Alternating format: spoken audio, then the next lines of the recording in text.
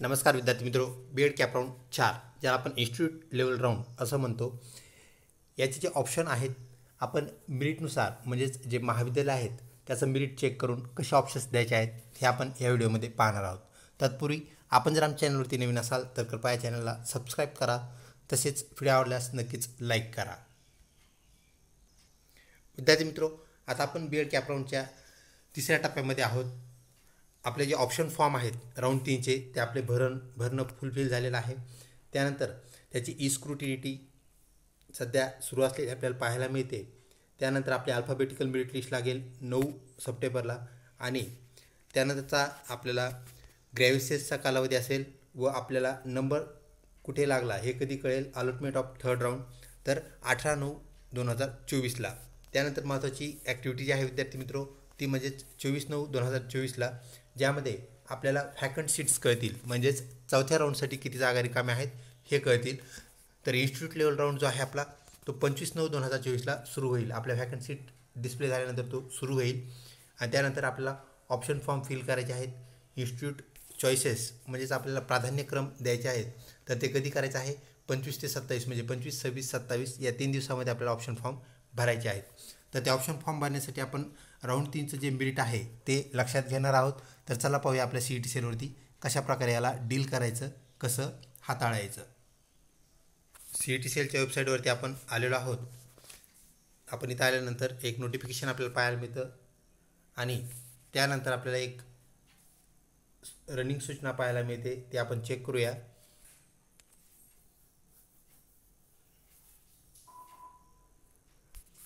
Round 3 registration and existing form editing college option form filling has been started, please check updated schedule. तर हे already झालेलं आहे विद्यार्थी मित्रो. तर हा शेड्यूल आपण चेक केलेला आहे जो की आपल्या राऊंड 3साठीचा शेड्यूल होता. तर आता आपण इथे जे 3 आडव्या रेषा आहेत त्याला आपण क्लिक करूया. याला क्लिक करताच आपल्याला चेक अलॉटमेंट याला क्लिक करायचं आहे. ते क्लिक करताच आपल्याला इन्स्टिट्यूट वाईज अलॉटमेंट चेक करायची आहे. ही अलॉटमेंट तसेच चेक कॅन्डिडेट अलॉटमेंट ही बाब आपल्याला इथे पाहायला मिळते. आपण इन्स्टिट्यूट वाईज अलॉटमेंटला चेक करूया.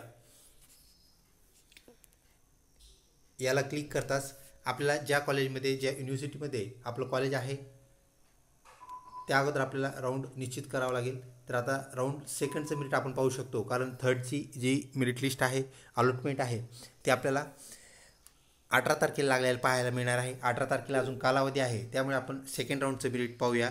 युनिव्हर्सिटी आपण सिलेक्ट करूया. युनिव्हर्सिटी सिलेक्ट केल्यानंतर आपल्याला काय करायचं आहे, सिलेक्ट कॉलेज याला क्लिक करायचं आहे. त्या युनिव्हर्सिटी अंतर्गत आपल्याला अगोदर युनिव्हर्सिटी आपण चूज करूया जी पाहिजे ती. त्यानंतर त्या अंतर्गत आपल्याला कोणत्या कॉलेजला ॲडमिशन घेण्याची इच्छा आहे त्याला क्लिक करूया आणि आपण इथे पाहू शकता आपल्याला मेरिट पाहायला मिळते.